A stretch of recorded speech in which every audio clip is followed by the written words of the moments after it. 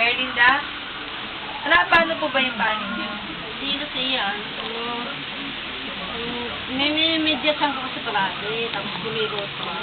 Yung pagkirot, ininuman ko ng gamot. Tapos yung nung pagtanggal ko ng medyas, parang nangitim na yung lalaki.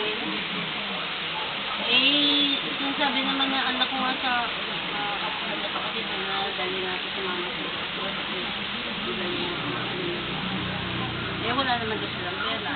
Magagawa ako. Nung dinala ako, pagsitab ako, sabi, kailangan daw i-at niya ng lalakian. Kasi bakit na silang may ako pa ako? Parang nangitin yung lalaki.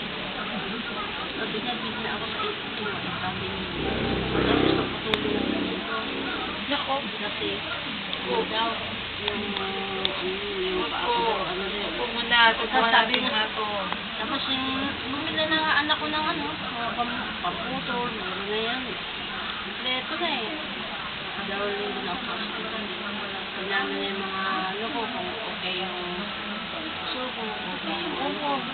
Tapos, pumasok si doktora. Pinagpasan. Sabi niya, Nay, uwi ka na. Hindi ka dapat putulin yung paa mo. Oo, dahil mo salamat. Kasi maganda naman ultrasound yan. Yung tinignan niya sa maganda naman yung mga ugat eh. Sabi niya, pupunta ka na dito. Si doktor naman, pa natin daw putulin. Yung si doktora, ayaw pa putol. Kaya naguguluhan ako. Huwag niyo sabihin, siyempre sa doon niyo yung maganda sa inyo na huwag niyong patutulin. Bakit hindi naman ganyan kalala ang paa mo ah? Hindi naman nakikita mo naman, ba't kailangan patulin? Sabi ko, Kung may magagawang paraan. pag pinutulan na sabi ko, tas na diabetes,